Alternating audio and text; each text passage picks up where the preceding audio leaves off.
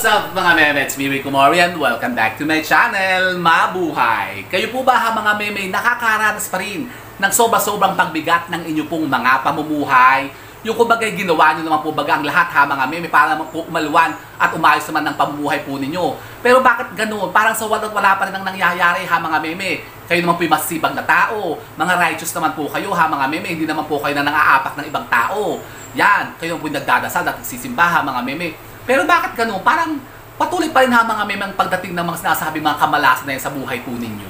Nako mga meme, baka naman po kasi mga meme, ang problema ay naandyan na po mismo sa loob ng mga bahay po ninyo mga meme. Talaga ba? Ano yan? Yun na nga po mga meme, dyan po ang ating tatalakayin ngayon. Kasi ngayon po mga meme, pag-uusapan natin ang tatlong hayop o tatlong insekto mga meme na dapat po iwasan nyo pong makakapasok sa loob po ng mga tahanan po ninyo. Kasi ito po mga meme, may daladala mga meme, kamalasan sa buhay ninyo. Meron palang ganun. Opo mga meme, kaya kung gusto nyo pong malaman kung ano pong itong mga sinasabing mga hayop o mga insektong ito na kapag ka nakapasok po sa loob ng mapamamahay po ninyo, nako, asahan nyo yan. Ito po mga meme, maghahatid sa inyo ng mga kamalasan sa buhay nyo. Talaga ba? Opo mga meme, kaya abatan nyo yan.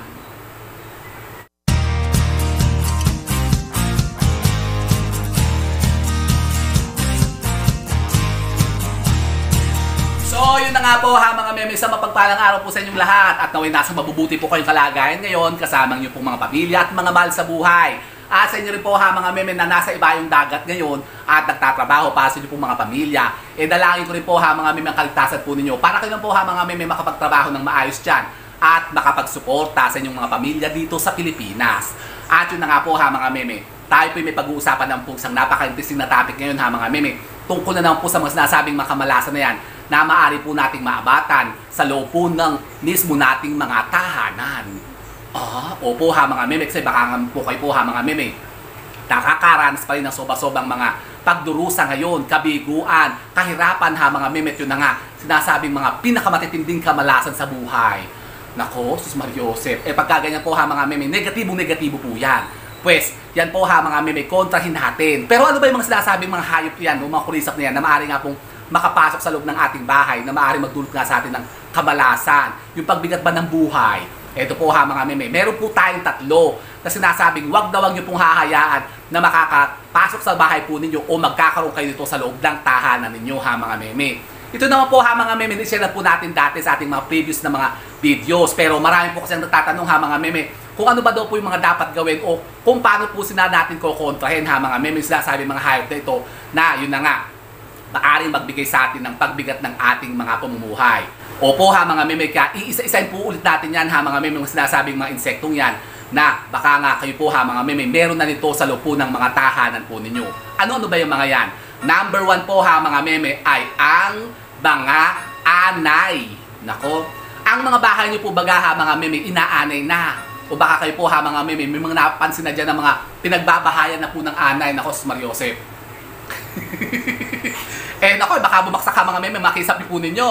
Kasi alam niyo po ba mga meme na isa po yan mga meme, sinasabing mga hayop o insekto na maaari nga pong sumira ng mga tahanan natin o maaari yun nga po magdulot sa atin ng mga sinasabing mga kamalasan na yan.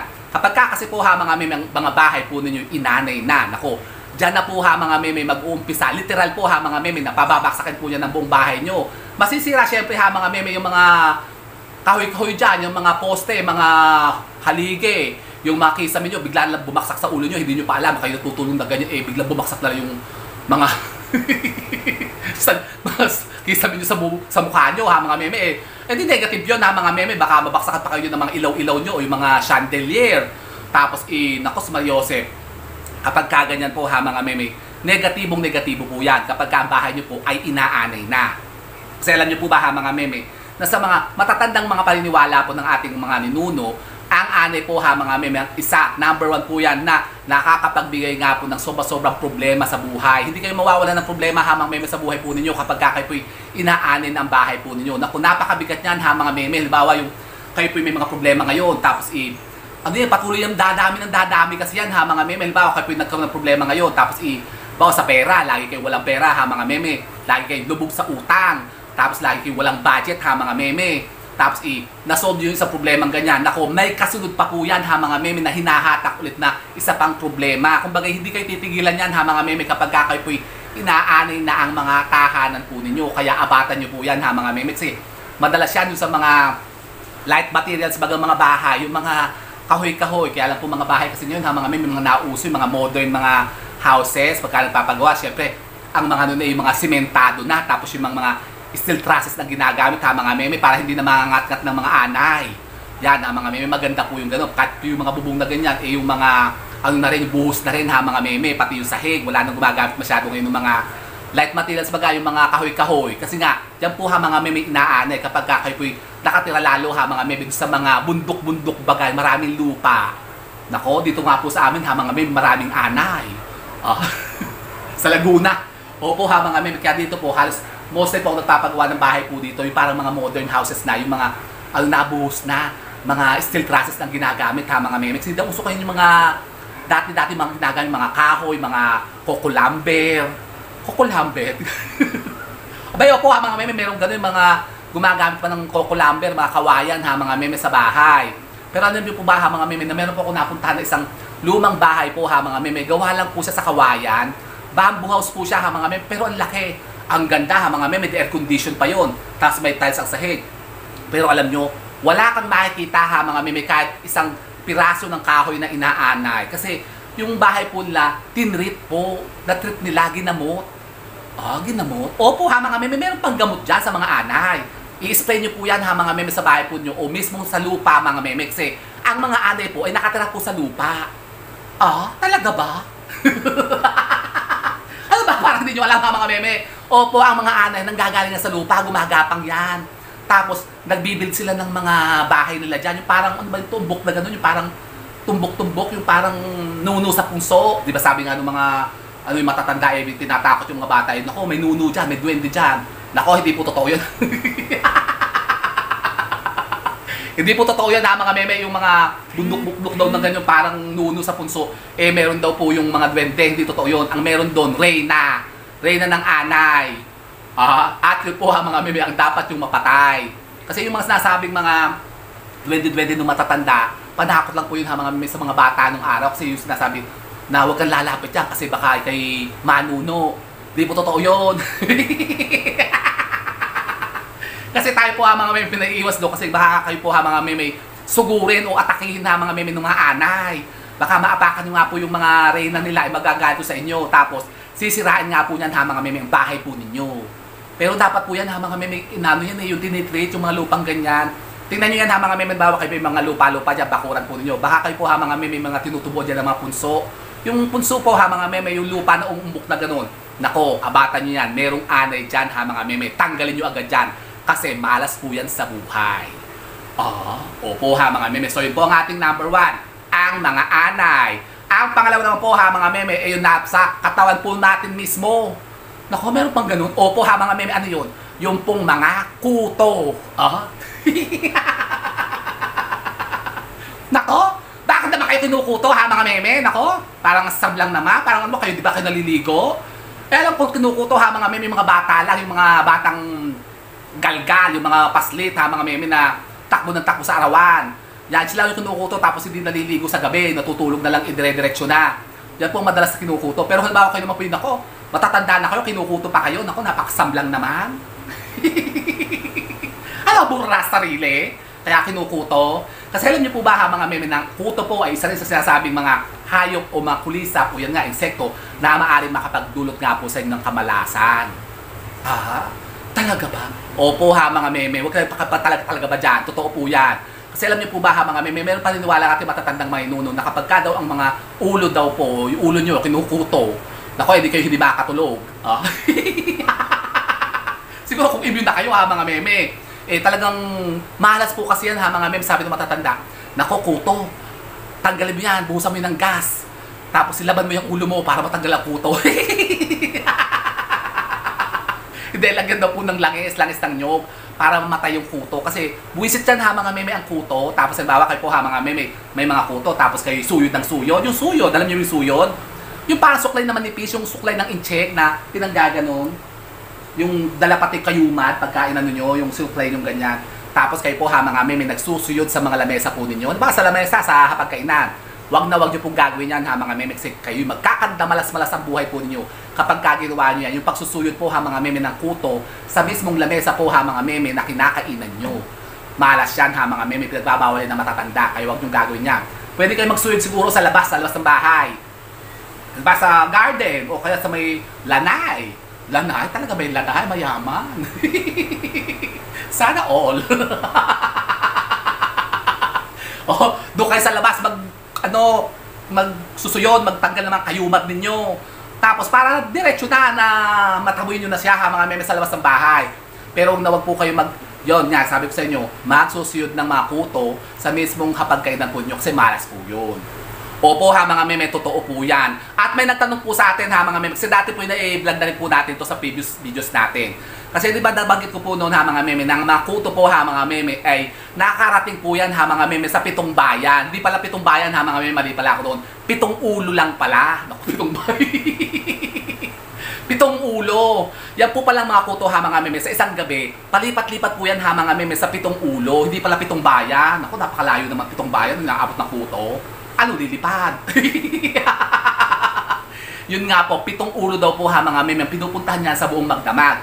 Yan po ha mga meme, palipat-lipat yan sa ulo po ninyo. Halimbawa, ilang kayo sa bahay, halimbawa, kayo po yung mga 8. Yan daw po ha mga meme ay 7 ulo ang pinupuntahan. Palipat-lipat po yan ha mga meme sa buong magdamag. Halimbawa, kayo 3 lamang ha mga meme sa bahay po ninyo. Maglalakad yan, aalis yan sa buhok ninyo, aalis yan sa ulo nyo, tapos gagapang yan. Pupunta yan, siyempre lalabas yan ng kwarto, lalabas yan ng pinto. Tapos pupunta sa kabilang ulo, halimbawa ulo ng nanay nyo, ulo ng kapatid nyo, ulo ng anak nyo. Tapos magbibilang siya po ha mga meme ng 7 ulo bago babalik ulit siya sa ulo po ninyo pag nakapito na siya. Ha? O kung saan po siya tumigil ng pampitong ulo, doon po siya titira. Ina. Opo, halimbawa kayo po tatatlo lang, hindi pa uli-uli yun. 1, 2, 3, 1, 2, 3, 1, 2, 3. Ganon, paikot-ikot lang siya ha mga meme. Hanggang makarating po siya sa pampitong ulo at doon po siya magstay. Tapos sa susunod na gabi po, ganun naman ang gagawin niya. Ano, hindi ba siya napapagod? Aba, ewan ko sa kanya.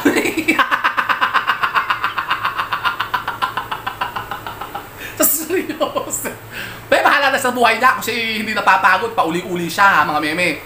Pero yan po ha mga meme, ay iwasan po ninyo. Wag na wag niyong hahayaan ha mga meme na kayo po ay kukutuin ha mga meme sa bahay po niyo kasi malas po yan. Oh, so yun po ha mga meme ang pangalawa. At ang pangatlo po at panghuli po ha mga meme, ito. Actually, 4 yan ha mga meme. Pero 3 lang po yung babanggitin natin. Ito po yung pangatlo ha mga meme. Yung pong mga bukbok sa bigas. Nakos Mariosep. Isa po yan ha mga meme sa pinakamalas sa lahat. Pansinin nyo po yan ha mga meme. Halimbawa, yung mga bigasan po ninyo ay binubukbok na. Nako, tanggalin nyo agad yan ha mga meme. Typin nyo yan. Ipagpag nyo ha mga meme tapos ibilad nyo sa araw para umalis ang mga bukbok. Kasi ang bukbok po ha mga meme, kulisap din po yan. Para yung insekto, akala nyo sa bukbok yung ama. Hindi. Ang bukbok po parang may paa din yan. Meron din yung yung pakpak. Lumilipad din sila. Talaga ba? Paano sila nakakapasok sa bigasan? Baka nga kasi mga meme yung mga bigas po niyo, hinahayaan nyo lang nakalagay sa sako. Tapos nakapato pa sa sahig. Dako, gagapangan niya ng bukbok ha mga meme. At kapag halimbawa ha mga meme, ang mga bigas po ninyo binukbok na, nako, isa po yan ha mga meme sa maghahatid po ng mga kamalasan sa buhay po ninyo. Nako, napakarami po problema ha mga meme, sunod-sunod na darating sa inyo, hindi kayo titigilan yan hanggang sa maghirap kayo.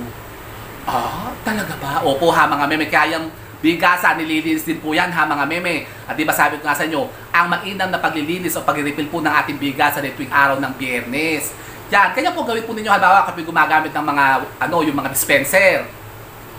Yan po ha mga meme, nililinis din. Tapos dapat po yung mga bigas po ninyo ay napapipe po nyo. Ibig sabihin kung ano po yung una nyong inilagay, dapat yun po ang una nyo ding kukonsume. Kasi kapag sobrang tagal po ha mga meme ng bigas po ninyo, halimbawa sa lata ng biskwit. Kasi dati po lata ng biskwit po ang bigasan namin Tapos kayo po refill ng refill kayo ng refill, hindi nyo pa nagagamit yung nasa ilalim, dagdag kayo ng dagdag sa ibabaw. Yung ilalim po ha mga meme, puro amag na yun o binubukbok na siguro yun. Tapos hindi nyo pa alam, nako, ando na, namumugigi na yung bukbok doon sa inyo. Kaya kayo po ha mga meme, hindi nawawala ng problema. Ganon. Kaya nagtataka kayo, bakit ganon? Parang kasosob-sob ko pa lang ng problema ko ngayon, kababayad-bayad ko pa lang ng utang kay Maring ganon. Tapos mamaya-maya naman, uutang ka na naman sa lending, sa mga 5-6, sa mga Bombay. Hindi na kayo naubusan bagay ng utang. Parang hirap na hirap lagi kayo sa buhay. Ganoon ha mga meme. Kaya iwasan nyo po yan. Kapag kayo po ha mga meme, binukbok na ang inyong pong mga bigasan. Opo ha mga meme, kaya iwasan nyo po yan. Kasi yan tatlong pong yan ha mga meme, pinaka-notorious na mga insekto na maaari magdulot nga po sa inyo ng mga kamalasan sa buhay po ninyo kapag ka nagkamerong kayo niyan. Nako, abatan nyo po yan ha mga meme. Kapag kayo po mayroong mga ganyan sa bahay po ninyo, yan sa ulo po ninyo, halimbawa may kuto kayo, meron kayong mga anay dyan, nako, kayo po hindi na naubusan ng problema dyan ha mga meme. Lagi kayong hirap na hirap baga. Napakaraming mga problema dumarating sa inyong araw-araw. Hindi yan matatapos sa mga meme kapag kayo po merong ganyan. Yan po ha mga meme, dapat tanggalin po ninyo, linisin nyo po yan o mismo eliminate nyo yan, exterminate nyo yan ha mga meme para matay na silang lahat. Abay, dapat lang ha mga meme, syempre malas yan tatanggalin talaga natin yan ha mga meme. Huwag nyo hahayaan dyan na namumugigi sila dyan sa bahay po ninyo. Yan, ang anay, bukbok at kuto. Nako, abatan nyo yan ha mga meme kasi malas siya. So yun po ha mga meme, yan po ang ating mga sinasabing mga napakamamalas po ha mga meme ng mga insekto o yan nga, mga hayop na yan na wag nyo pong hahayaan na mamumugigi dyan sa mga tahanan ninyo kasi mamalasin kayo dyan ha mga meme. So yun po ha mga meme, kung kayo may mga katanungan pa hindi po dito sa ating pinature na topic na ito ha mga meme, pwede po kayo magtanong dyan. Mag-iwan lamang po kayo ng mga question dyan ha mga meme sa ating comment box. At kapag kayo pinabasa ko, sasagutin ko po yan dito ha mga meme. Sigurado yan! So yun po ha mga meme, sana po may napulton mga bagong idea at kaalaman sa pagkontra naman sa mga sinasabing mga kamalasan na yan. And with that mga meme, keep safe and God bless. Thank you for watching. And don't forget to subscribe my channel. I know you like it. And don't forget to brush your teeth.